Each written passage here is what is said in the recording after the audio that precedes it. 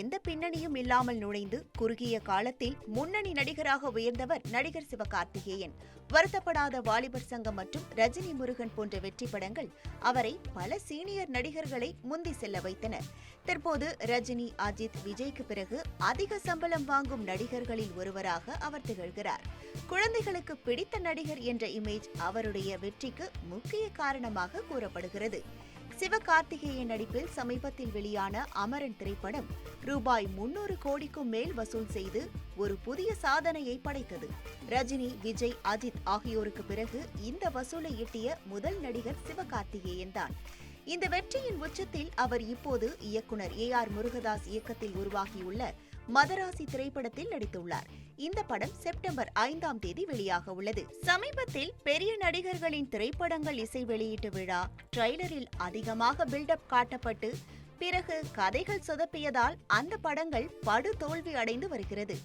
அதுபோல சிவகார்த்திகேயன் படம் மாறிவிடக் கூடாது, பெரிய ப்ரமோஷன் எதுவும் செய்யலையோ என்ற கேள்விகளும் வருகிறது. மதராசி படம் அமரன் படத்திற்கு பிறகு சிவகார்த்திகேயனுக்கு ஒரு பெரிய சவாலாகவே பார்க்கப்படுகிறது. இந்த படம் ரூபாய் 300 கோடி சாதனையை தொடருமா அல்லது படக்குழுவின் ப்ரமோஷன் குறைபாட்டால் விமர்சனங்களை சந்திக்குமா என்பது செப்டம்பர் 5 அன்று தெரிந்துவிடும்.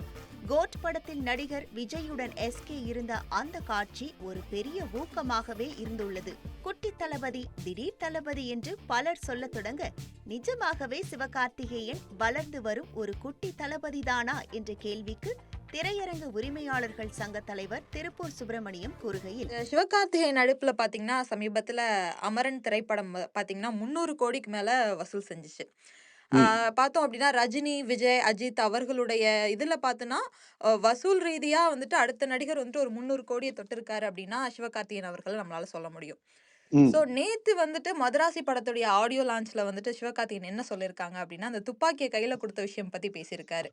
விஜய் அவர்கள் கோட் திரைப்படத்துல துப்பாக்கியை கையில கொடுத்த விஷயங்கள் பத்தி பேசியிருக்காரு. எனக்கு அவர் துப்பாக்கி கொடுத்தாலும் சரி, சில பேர் என்ன குட்டி தளபதி, திடீர் தளபதி அப்படின்னு சொல்றாங்க அப்படின்னு சொல்லியிருக்காரு.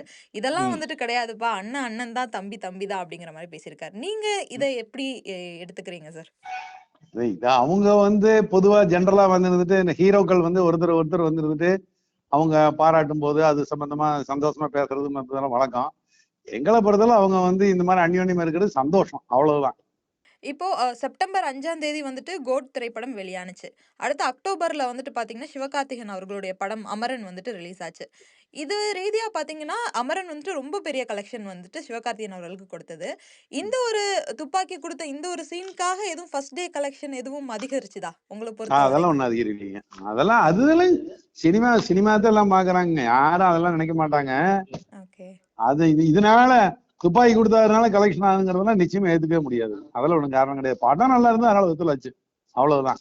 இப்போ லாஸ்ட் 3 படங்கள் சிவகார்த்திகேயன் அவர்களுக்கு பாத்தீங்கன்னா மாவீரனா இருக்கட்டும், அயலானா இருக்கட்டும், அமரனா இருக்கட்டும், கலெக்ஷன் ரீதியா எப்படி சார் இருக்கு?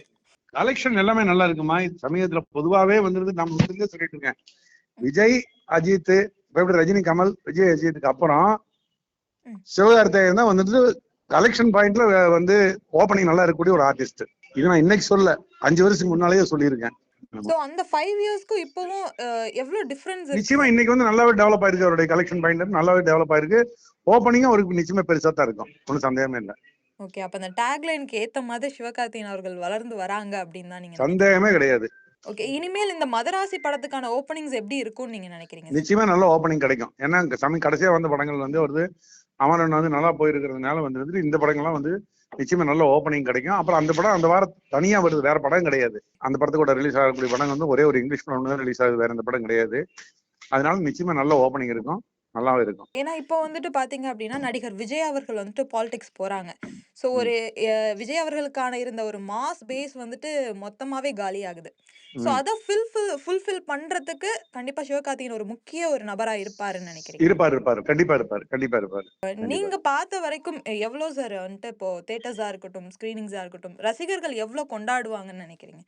இல்ல, படம் நல்ல படமா இருந்தா கொண்டாடுவாங்க, அவ்வளவுதான். அது எந்த நடிகரா இருந்தாலும் சரி, படம் சரியில்லைன்னு எந்த நடிகரா இருந்தாலும் கொண்டாட மாட்டாங்க மக்கள் ஆரம்பத்துல அது ஒரு பாலிசி இருந்துட்டு. அது மாதிரிதான் சிவகார்த்திகேயனும்.